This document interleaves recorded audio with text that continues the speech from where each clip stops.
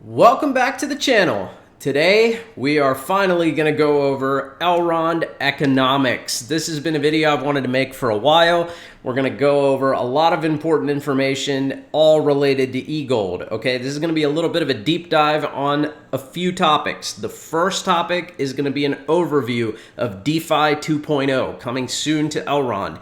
I want you to understand all the different components, what kind of services they're going to provide to people who use the Elrond blockchain, and how that can drive adoption. After that, we're going to go over the economic model for Elrond. This is very important because it really gives you an idea on how inflation and transaction fees are going to work on the blockchain moving forward. And then finally, we're going to go into staking. I'm going to tell you how staking really works when it comes to the waitlist, when it comes to active delegation and validator nodes, and also how you can calculate your staking rewards as accurately as possible. Let's go ahead and get started. Welcome to the channel. Make sure that if you're new, you subscribe, you like the video, check out the description for any charts you want to look at. All my social links are there, Twitter, Twitch, where I do live streams. Check everything out, subscribe to everything, and let's go ahead and begin. All right, the first thing we're going to start with today is DeFi 2.0. All right, so Elrond's DeFi module is coming. All right, this is their decentralized finance module, and it has a bunch of layers within it. Day 95 is when they plan to roll it out, and that's about, I'd say, somewhere around 20 days away, 20 to 25 days away. I think we're close to day 60 or 70 now, so maybe 30 days away, about a month out. So this is a good time to do this video because it's going to give you a lot of information, and we're going to go through and we're going to do updates to this in the future as the economic model changes and as we see changes to DeFi and staking within Elrond. So to start off, we basically want to know what is decentralized finance, all right? So the first thing you need to understand is that the current financial system, it's basically stuck in the past. There's a lot of elements within that financial system that are very inefficient. And basically what is happening now is that we have this high-speed internet platform available to us. The internet is very high speed. Data can be transferred near instantly across the world. And we still have to wait days for transactions to process, pay large fees for processing when we're transferring money, and we have different payments for different countries, and there are days that transactions are closed. It's just very inefficient the way that the financial system currently works. And you see here, it says 1.7 billion people still lack the basic financial infrastructure in the world we live in today. So what's happened is technology has innovated, but the financial system has not leveraged that technology. And that brings a big opportunity in decentralized finance, which is basically taking this central banking financial system that does not work, that has not been scaled, and offering a decentralized option that provides all the same services at near instantaneous speeds with very low fees if you look at the Elrond blockchain as a platform. Now, the thing to know is that many other platforms exist that plan to do decentralized finance. The difference is that Elrond, their architecture allows hundreds of thousands of transactions per second in the way that they can scale. Now, because of that, Elrond is a very, very big contender here. And right now, Elrond's infrastructure is better than Ethereum's. It actually is even better than Bitcoin. If you think about speed and transactions per second, Bitcoin, when it comes to decentralization, is the best. There's nothing better. But Elrond has a lot of other capabilities to offer that currently don't exist on the Bitcoin blockchain. So that puts it in a unique position to take market share away from a lot of these different DeFi platforms. Okay, so let's read a little bit here. It says the fundamental settlement layer of the global economy has to meet certain criteria. It must operate at the internet scale from a performance standpoint, meaning that it has to be 99.999 to almost 100% available. It has to be globally accessible, and it must offer simple enough user experience. So for users to use all these financial services, it should be very simple. Now, this is why they've created the Maiar app. It seems like a place where you could just buy eGold and transfer it, but that's just one use case. Eventually, you'll be able to do lending through it. You'll be able to do staking through it. You'll be able to do other types of financial instrumentation through it, possibly even borrowing. So you can then use that money for something, and you can manage everything from one location on your smartphone.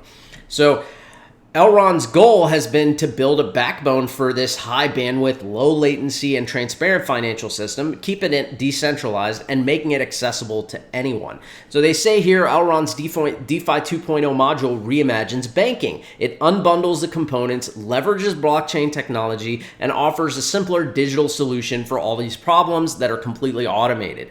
Okay, they're offering at internet scale, meaning the financial service would be near instant, inexpensive, programmable, and decentralized. All right, so here in this chart, we see the different components that are going to be available in the DeFi 2.0 module. So you're going to have the Launchpad, you're going to have synthetics, swap, lending, and within these you'll have NFTs, stablecoins, ESDT, and bridges. And we're going to go over each of these in these little sections here. So the first is stablecoins. Stablecoins, if you're not familiar, are coins whose value is pegged to a fiat currency like the US dollar or any other fiat currency on Earth. The ecosystem for Elrond has many stable coins. It's going to have the Binance USD coin. It's going to have euros, CHF, SEK, NOK, DKK. So a whole lot of different stable coins, and they're going to allow stable coins from other partners as well. And they're going to be coming soon as they start rolling out the DeFi module. Now, they're also having an NFT standard. So if you don't know what NFTs are, these are called non-fungible tokens. They're basically digital representations of property, art, collectibles, game items. So you could be playing a game where the items are NFTs. And basically this allows ownership of digital objects, of digital media. Elrond has designed their own NFT standard, and it's going to leverage the throughput and speed that's available on their blockchain, so making them much, much faster and highly available in comparison to other NFTs today. It'll also feature a built-in royalty fee. So if you're the creator and your media object has been used by multiple people on the NFT blockchain, every time it's used, you will get a royalty. And that really works out well because it takes away this issue of copyright infringement and things like that if you take your NFTs and make them available on the blockchain. It also makes it a lot easier to make sure you're getting your royalty. Then they're going to have the Elrond Launchpad. This module is going to enable new projects to bring innovative and creative ideas to market, getting funding and launching directly within the Elrond ecosystem. So this, you want to think of it almost like a Kickstarter for different projects that can launch on the Elrond blockchain. They can give you information about their project, and then people can donate and fund that project and receive, it's almost like you're investing in that project. And if that project does really well, you can get a great return. So the Launchpad seems to be a really good thing for the future to enable people to want to build on the Elrond blockchain. Then you have Swap. It says AMMs, which are autonomous market makers, are an important breakthrough, adding orders of efficiency to liquidity. Elrond will soon have its own AMM, enabling swapping between assets at near instant speeds. Through the Elrond Swap module, anyone will be able to provide liquidity and pools to generate yield for their service. So basically what this means is when the Elrond Swap module is available, you'll be able to swap tokens, you'll be able to basically do any of the decentralized exchange type stuff that you can do on Uniswap or PancakeSwap, stuff like that. So another huge market that's just one module out of the Elrond 2.0 overall initiative. Now, then you have lending. So lending will provide automatic, easy, and instant access to liquid capital, either collateralized by token holdings or via other mechanisms. So lending means that you'll be able to loan out your money to other people to use, and they will borrow against it and basically have to pay you the interest. So it's a way for you to earn money on your holdings instead of just holding it and letting the price go up. What you're going to do now is you'll have the option to let someone borrow it, and then you'll not only receive the price increases as the asset fluctuates, but you'll also receive interest on that money. And then they have synthetics. It says these are tokenized financial instruments that simulate another asset's payoff. Everything tokenized from Tesla stocks to commodities will become available to be swapped or collateralized against via the Elrond Synthetics module. So this will basically allow tokens to be created to match the price of any asset, and they'll have to be backed in some way. So we'll have to see how exactly their Synthetics module plans to back these tokens in order to maintain the price. I mean, let's say that they have a tokenized Tesla stock and the Tesla stock does 1000x. Well, how is that collateralized, and how do we make sure that the value of the token stays matched with the Tesla stock? So that's going to be information that we're going to want to see on how they plan to run that Synthetics module. Very, very interesting. If it's backed by staking, then you could see, as these modules come in, a lot more people staking. So keep that in mind. And then we have bridges. It says Elrond bridges, you'll be able to transfer your own wrapped Bitcoin, Ethereum, other tokens from other chains in a similar way you transfer native tokens on the mainnet. The bridge module will enable global liquidity to flow seamlessly through the Elrond network, granting any project the opportunity to leverage Elrond's high throughput, low transaction costs, and compelling user experience. So what this means is that with bridges, it's almost like Polkadot. It's almost like a method to connect other blockchains, or maybe not Polkadot, but maybe Chainlink, maybe like a bridge between Chainlink and Polkadot, you know, giving the interoperability between other types of tokens with the Elrond blockchain. So bridges will allow Elrond to become very interoperable with other blockchains. That's very interesting, because that means that transfers that you would do on other blockchains where the fees are very high, if you use an Elrond bridge and you do the transactions over the Elrond blockchain, then not only would you only have to pay a fraction of the cost, because you're now paying the fee on the Elrond blockchain using their highly scalable and low transaction fee network, but you're also being able to transfer your original asset and hold its value. So the bridges are a very, very compelling thing that I think could be a key to seeing Elrond really take over a large market share from where it is today. This could be part of what we see taking Elrond to its next steps. Okay, so the next thing we see is during the next few days, and the date today is March the 12th, so it says during the next few days, the designs for each module within with their economic models and implications will be unveiled. The first module will go live on Hypergrowth Day 95, with each subsequent module to follow roughly 2 months later. So now we can go back here and we can see that what we'll likely see coming first is either stablecoins or the Launchpad, something like that. We don't know exactly which one's going to go first, but because they talked about stablecoins first, I'm assuming maybe stablecoins will come first. It could be the Launchpad. It could even be Swap. We're not really sure. We'll see which one comes first when the DeFi module is released on Hypergrowth Day 95. If anyone knows which one is going to be coming first, maybe I missed it in my research, put it in the comments below so the viewers of this video can see that. But basically what we're going to see is every 2 months, one of these modules is going to be released on the DeFi 2.0 overall module. And as we see that happen within, what do we have here? We have 1, 2, 3, 4, 5, 6, 7, 8. 8 times 2 is 16. So within a year and a half to 2 years, all these modules will be released, making Elrond a huge contender in the DeFi space because they're building everything. So very, very interesting to see where the price will go, because as this starts happening and these features start becoming live, the value of the blockchain is just going to go up. It's going to become more and more valuable because it's going to be providing more and more services. So very interesting to see. If you're watching this video in March 2021, you're probably early. So if you are early, I hope you enjoy it. If you're watching this later on, then you're going to have to really do your homework to see where the price is and if it's worth your investment. It probably will be, but I want to say this, nothing I give you is financial advice. It's only information. And make sure if you are seeing this down the road sometime in late 2021 that you watch my TA videos. I'll probably still be posting them at that time, so that'll give you an update on the price.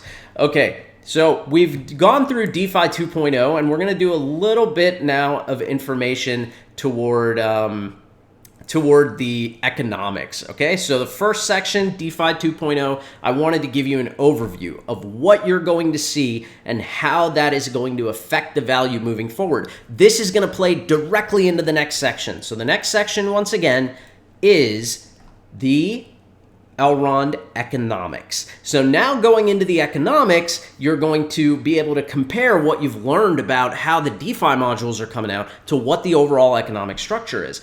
And basically, you'll see what they've done here. This is a very simple chart. They say that they want to transition from atoms to bits and reshaping the world. So first thing, books made from atoms were transformed to ebooks, right? Mail, which was physical, became email. And they want to go from gold to e-gold. So they're really trying to make e-gold a digital reserve currency. Now, we all know that Bitcoin is the largest digital reserve currency. So this is very ambitious. They don't necessarily want to replace Bitcoin. I don't think that that's even possible. I think that what they want to do is show that e-gold is also a valuable reserve currency. You can store your money in e-gold and it will hold its value and appreciate similar to Bitcoin. Bitcoin might be a little different because you have institutions coming into Bitcoin. So Bitcoin will probably appreciate at a much greater rate over time. But e-gold could be the next Bitcoin at some point in the future. If it shows that it is a true digital reserve, that's very interesting. It could mean a lot of, if this vision is met, it could mean a lot of price appreciation for e-gold. So we'll see. That's still to be met, but it's a good goal to have. Okay, next we have the Elrond Reserve Standard. So they want to tokenize everything. They want to be able to have a token for everything. They want synthetic assets. They want to be able to synthesize government currency, stable coins, cryptocurrency, and basically make e-gold the reserve that all of these things are collateralized by. And that all sits on top of a very high bandwidth network, meaning all of these different types of currencies that are going to be backed by e-gold, and e-gold be used for the transaction fees in the main reserve is going to allow the transaction of all these different types of currencies and tokens and assets. Very interesting. Okay, so this is also, what you look at as being very ambitious, right? You see that with a limited supply of e-gold, will you own one? This is more like a marketing type thing, right? It shows you that the initial supply of e-gold is only 20 million people, but there's 8 billion people. This is to indicate that people are going to want to buy e-gold and there's never going to be enough. Very similar to Bitcoin, but this is going to be predicated upon the fact that e-gold has to be adopted and used. And that's where we come back to the DeFi module, right? If those DeFi services start bringing in a large amount of people and the e-gold supply is low, the value of the e-gold coin is going to go up. And then as more people want to hold some of it, there's not going to be enough and the price is going to go up. So they're making the token they're making the coin e-gold more valuable with all the services because it represents the blockchain. So very interesting to see how we start going towards these metrics when it comes to adoption. Okay, next we're going to look at this chart here. Now this is a very important chart. Okay, we looked at this very briefly in my e-gold to 1K video. In this one, we're going to analyze this a bit more. So the first thing we want to do is we want to understand what each of these bars mean. Okay, if you look at the bottom, you'll see that each bar represents a year. Year 1, year 2, year 3, year 4, all the way to year 10. Now let's look at what each individual bar means. So you see the dashed lines is the validator rewards. So it's showing you that each bar represents, in totality, the validator rewards, right? Next, you see the dark portion of the bar within the solid line is the network inflation. So this is the amount of coins being minted. These are the new e-gold tokens being created.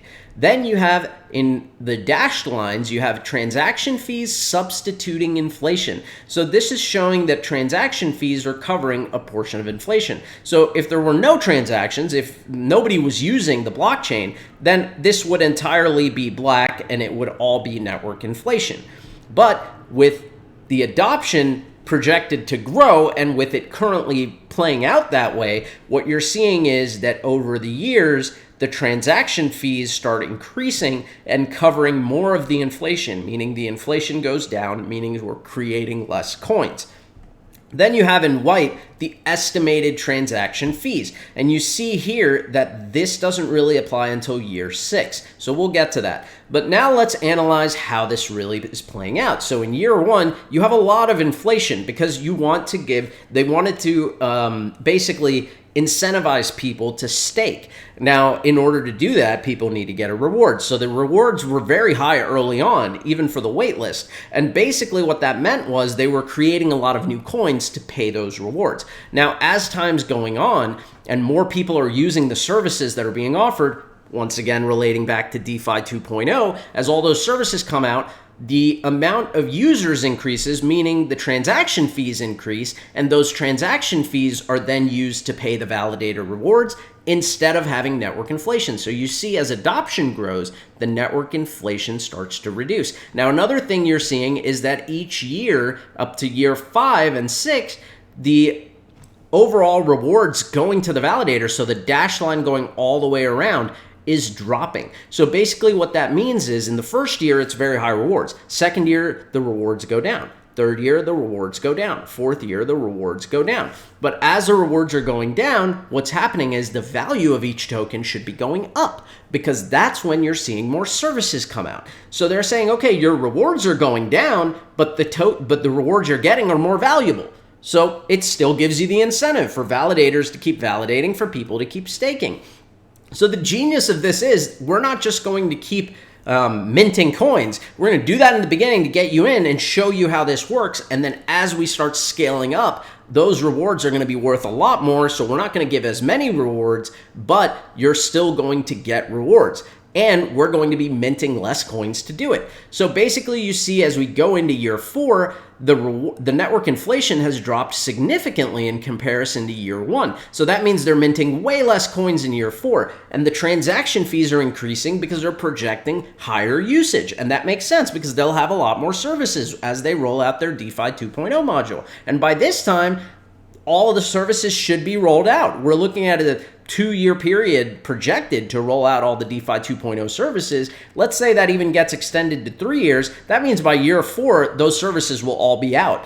Now, pretty much what that means is once we go into year 5, the network inflation is almost reducing to 0. And then what we see here is by year 6, the network inflation is gone. They don't want to be minting any more coins after year 6 or after year 5. Now, what that means is year 5 and year 6, you would have roughly the same rewards as they transition to no more minting. And then you're going to see that the transaction fees are completely substituting inflation, but the additional transaction fees now are also taking over whatever remaining amount of inflation existed to meet the rewards. And then as we start moving forward, the rewards start going up again as the transactions keep going up and the use of the blockchain keeps going up. So you basically are now securing the network even further. People are getting higher rewards as time goes on because the token would become more valuable. And as those higher rewards move on, you're starting to see a shift in the direction of Bitcoin. What you see here is that the scale of the network increases. The miners or validators earn more money. You're using you basically have your transaction fees starting to cover all the inflation, and you'll see here the transaction fees that substitute inflation are starting to drop. And what that means is that we no longer need to have inflation. Now, you see here the transaction fees substituting inflation. This means that if the transactions are not enough, if the blockchain does not get enough adoption, then basically what would happen is they would put in inflation in order to cover those transactions. But as long as adoption increases, basically over time, you reach a point where inflation is almost done, and now the transaction fees substituting inflation are dropping, and by year 10, year 11, there is no more inflation. At this point, in white, we see that the transaction fees are completely covering all the rewards for the validators. We no longer need any inflation, and that's very, very interesting. Now, this is an example scenario for 10 years for eGold. So what we want to see is that these numbers start getting hit as we reach year 3, year 4, and DeFi 2.0 gets rolled out. That's going to prove adoption, and it's going to give a lot more credence to the model. The model is very good, so the economic plan is very good, but seeing that play out means that you have to see adoption increase. So we're going to have to keep an eye on that. Keep in mind here, while staking rewards remain competitive as adoption kicks in, inflation is substituted with transaction fees, constantly reducing the theoretical supply limit. So as long as adoption increases and these models play out, then we may never have 31 million e-gold. We might have a lot less than that, and we're going to show you where exactly that means. So now this chart here is showing us the initial supply versus the maximum supply. So the maximum supply is already written. It's only ever going to be 31.4 million, but it may never reach that. We'll see that we started with 20 million e-gold. And now in year 1, year 2, and year 3, basically what we're seeing is the amount of network inflation. This is much smaller in comparison to the previous chart because what you're seeing in white is the initial supply. It's the 20 million e-gold. 20 million e-gold. So now you see the validator rewards and the inflation fees that are offsetting the transaction fees offsetting inflation. So you see here that network inflation by year 3 has increased enough to get us to like maybe 22 million e-gold, and then the validator rewards are covering the rest. But as we start going, if they can cap the inflation and keep having the fees cover everything, then what that's doing is it's making sure that the fees are being paid as if the network inflation continued, but in reality it doesn't. So even though the maximum supply is 31.4 million, the actual estimated total supply is sitting somewhere around 22 to 23 million. Maybe 23 million. That's what it looks like. If that's possible, then what you're talking about is a total supply that's very similar to Bitcoin. Bitcoin has a 21 million total supply. And well, in reality, Bitcoin's supply is actually lower because there's approximately 3 million Bitcoin that are estimated to have been lost forever. So that's very interesting as well, that, even though the supply will probably never be as low as Bitcoin, it's still pretty much falling in line with the initial plan for Bitcoin. So very, very interesting. And this is really showing you why this token why e-gold could be so valuable, because as these services come in, the supply is not going to increase. It's going to be very limited. And as that limited supply is used more, it becomes more valuable. And as it gets staked and get locked up, it becomes more valuable. All right. This here is something that we can take a very brief look at. So these are growth estimation scenarios in year 1 through year 10. And this is transaction per second growth. So a conservative scenario is showing that by year 5, year 6, they should be doing somewhere between, 1,000 to 2,000 transactions per second. And then as that grows, that's showing you the transaction fee value generated in e-gold. That means you would, the transaction fees would generate at around 1,500 transactions per second, somewhere around 2 million e-gold. And that's going to be used to pay all the rewards. And as the time grows, if the adoption or the number of transactions and adoption is really showing exponential growth, like they've put in their conservative and accelerated scenarios, then basically what we're looking at is inflation possibly being even less than what they're projecting. But this is very, very, this is very ambitious. So we have to really see, where do the transactions per second sit when we reach year 3, year 4? Are we following these models? And those charts will start becoming available as time goes on. But it's something to look at, because you can go online and do your homework and find out what are the transactions per second on the blockchain. And you can compare that to where we are in the chart. So very interesting there. This is a pretty simple thing. This is the foundations of money. Pretty much this is showing you that based on the different properties of money, e-gold is essentially very high on everything. And it's actually even scoring better than Bitcoin on a lot of these. And, mainly that's programmability and, fungibility. Bitcoin is also fungible and it is programmable, but it's not nearly as programmable as e-gold. So that's one thing to remember, that e-gold is kind of on another level when it comes to its, it's what it can be used for. Okay, next we are going to move on to, this is the supply model. We don't really need to go over this. We've basically talked about all of this already. So you feel free to check this out. This is on the Elrond.com blog. So you can go to their website, go to the blog, and you can find this article. This was released September 23rd, 2020. Okay, so we are going to move forward now. Okay, the next thing we're going to talk about is staking. So now you know about the economics. How does the economics work, right? In reality, the main thing to remember about the economics is that they are planning a very controlled inflation.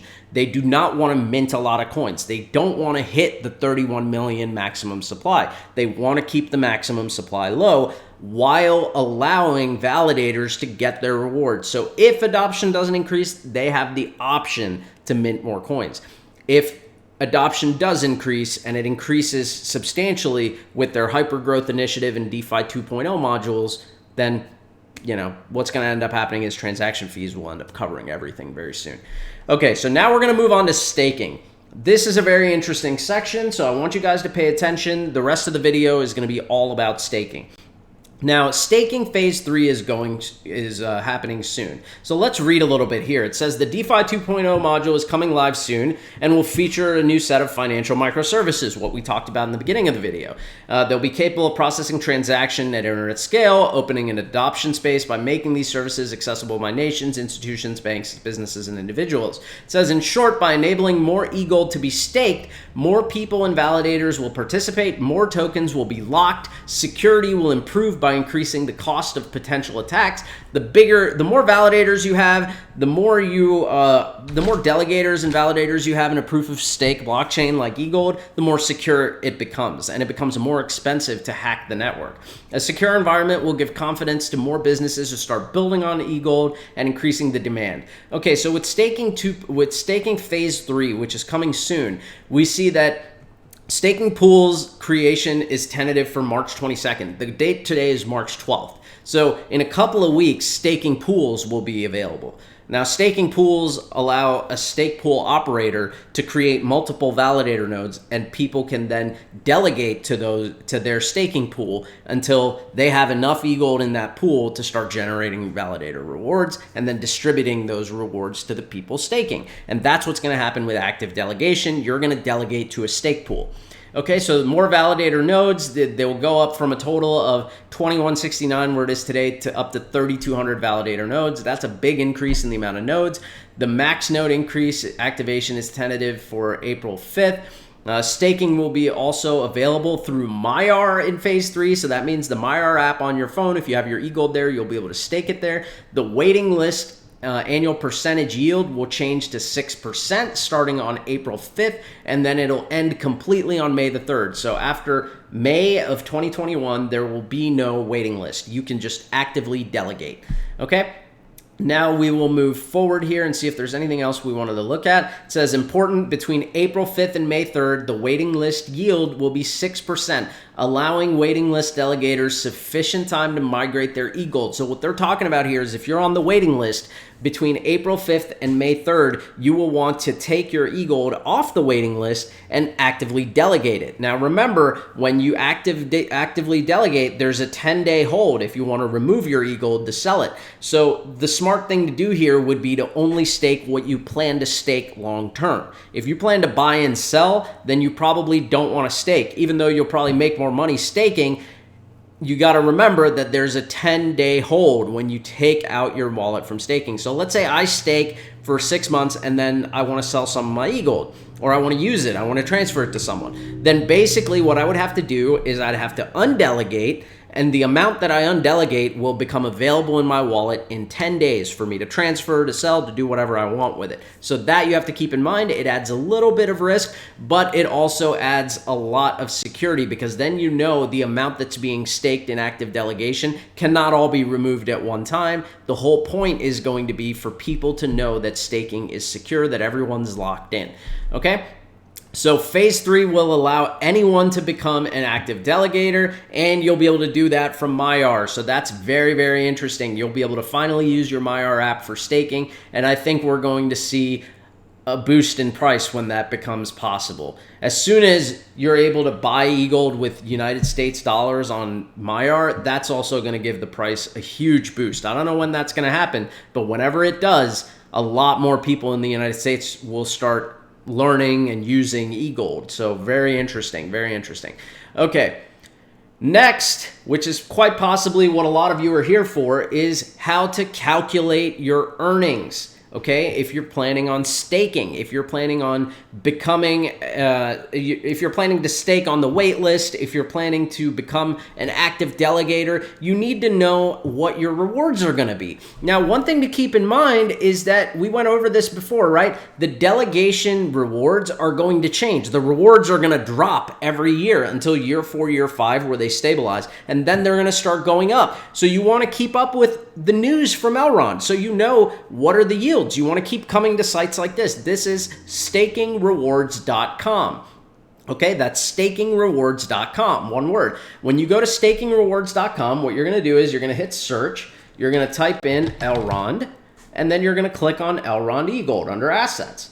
This is going to take you to the Elrond page on staking rewards, and this is where you're going to be able to calculate your yield. Now, normally most people are just going to calculate up here. This is not where you want to calculate. You want to come down to this menu and click on calculate.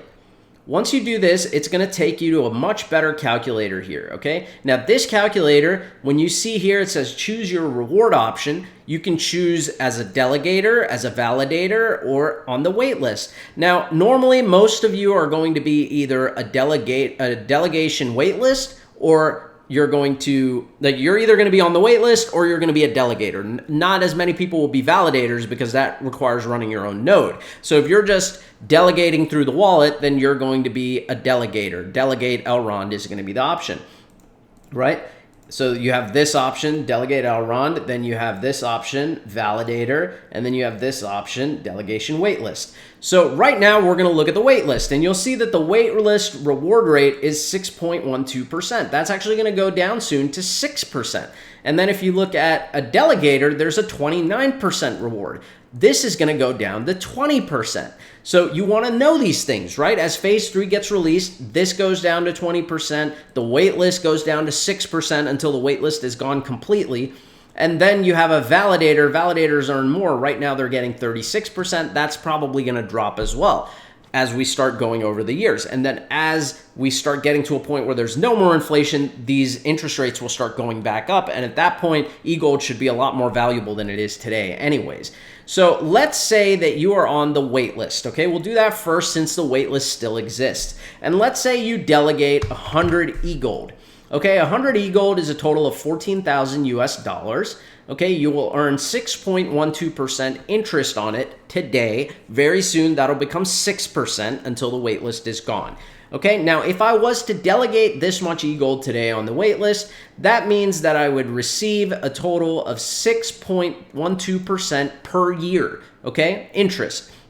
That means that in a day, I would earn 0.017 eGold. Now, one thing you need to remember is that eGold, when you're staking, is paid out every Monday. Okay, that's when you get your reward. If you are staking and you undelegate on a Sunday, then you're not going to get that week's worth of reward. So if you ever undelegate your eGold, the best time to do it is on a Tuesday, because then you've received your reward for the prior week. Okay, so just remember that. So you really want to look at the 1 week time frame here because you're getting your rewards every week. So with 100 eGold, you would receive 0.117 eGold a week or 0.503 eGold a month, which is half an eGold a month. And then every year you would receive about 6 eGold. Now this is pretty good. That means you're making about 16 at current prices, at today's prices, you're making about $2.40 a day or $16.77 a week, working out to $71.89 a month or $874 a year. That's not bad just for staking. That's pretty good. So the waitlist is not a bad option for the short term. And the good thing about the waitlist is you can pull out at any time. There's no 10-day hold. But remember, the waitlist is going to be gone in April or May of 2021. As that happens, you're going to have to become an active delegator. So let's look at active delegation. If we look at delegate Elrond and we do the same amount, we do 100 eGold. This, once again, is $14,000. You're earning about 29%, but remember, that's going to go down to 20%. So this calculator will continue to be updated as the reward rate changes. So make sure that you check this and you calculate here before you stake so you have an idea of what you're going to pay. Now, one other thing to remember is that when you delegate and you go to a stake pool, your fee is probably not going to be zero. There's probably going to be a fee, and I'm going to guess that that fee will be anywhere from 3% to 7%. So we will just be conservative and we will put in a 4.5% fee.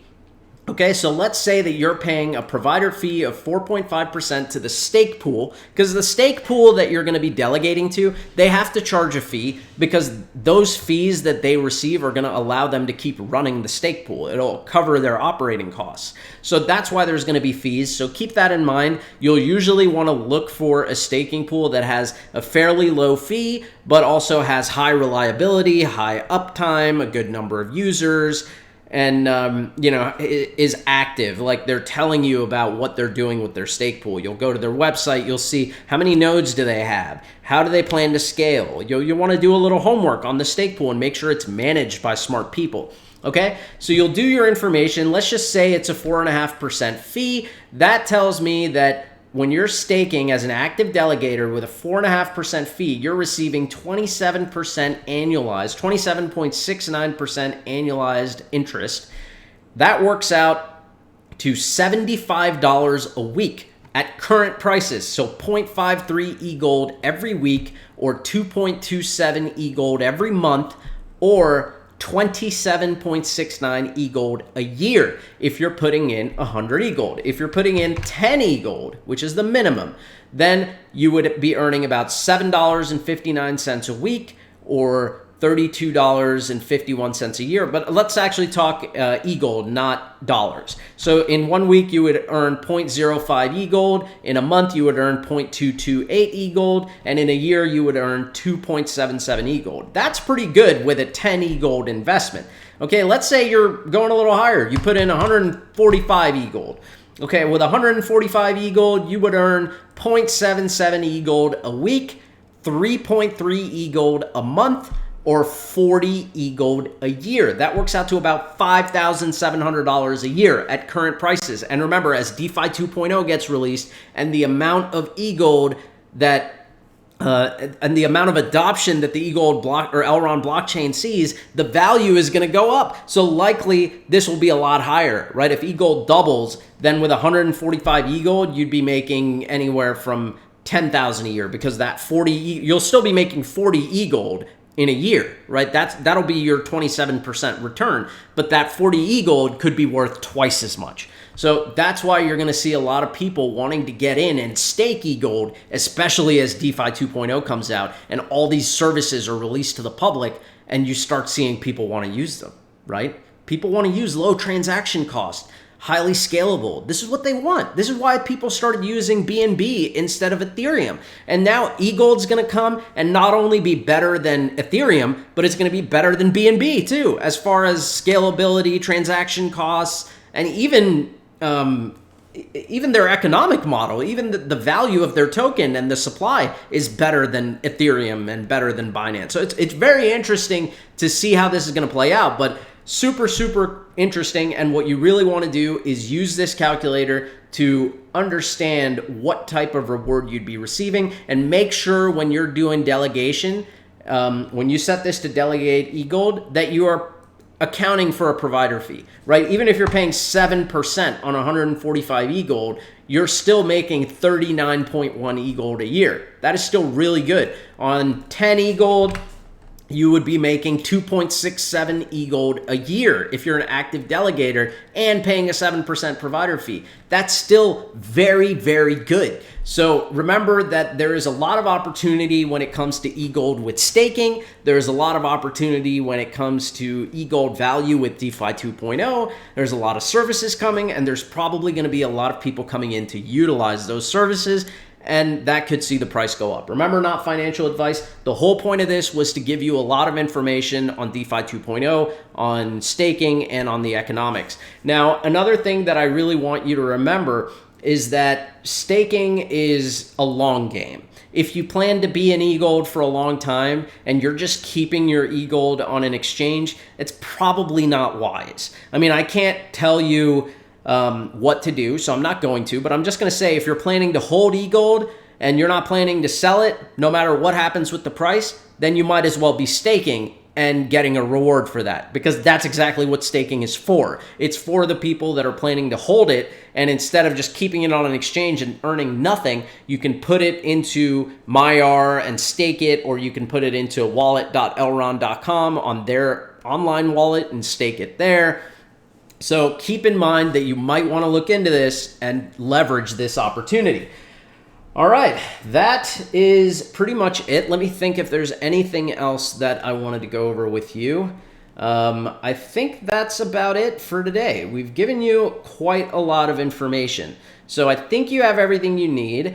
As far as how to stake, there's other videos on that by other YouTubers. I suggest you check them out if you need information, but it's very simple. I mean, honestly, if I was a newbie to this and I wanted to stake, what I would do is I would just wait for the staking feature to become available in Maiar. So you would just buy your eGold, whether you buy it on Maiar itself or if you buy it on Binance or something, transfer it to your Maiar wallet. After your eGold has arrived on Maiar, just hold it there until staking's available and then stake it. You know, that's pretty much it. Simple as that. If you want to go to wallet.elrond.com, you can create a wallet there. You can even link it with a ledger device so you can keep your own private keys secure, and you can stake there. Functionally works the same way. You would transfer your eGold from an exchange over to that wallet, and then you could stake it there. All right. I hope you guys found this video useful. Make sure you ask me any questions you have. Make sure you follow me on Twitter and on Twitch. My links are in the description below. I do live streams often. I try to give you as many TA updates as I can on Twitter, but I only give you useful ones. Sometimes you'll see I won't say anything on Twitter for a couple of days because there's just no useful information. I try to make my Twitter useful. So anytime you see a tweet from me, it's going to be some good information in that tweet for you. And that's pretty much it. Thank you for joining me. I hope you enjoyed this video. Look for an update. There will be an update on this video in a couple of months as things change so we can look at where the interest rates are. Have we been hitting targets on their adoption plan? We're going to really dive into this over the course of the next year or two. So make sure you subscribe, make sure you like the video, and make sure you come back. We're going to have a lot more information. And if you're a staker, welcome to the club. Take it easy. Thank you for joining me today. Peace.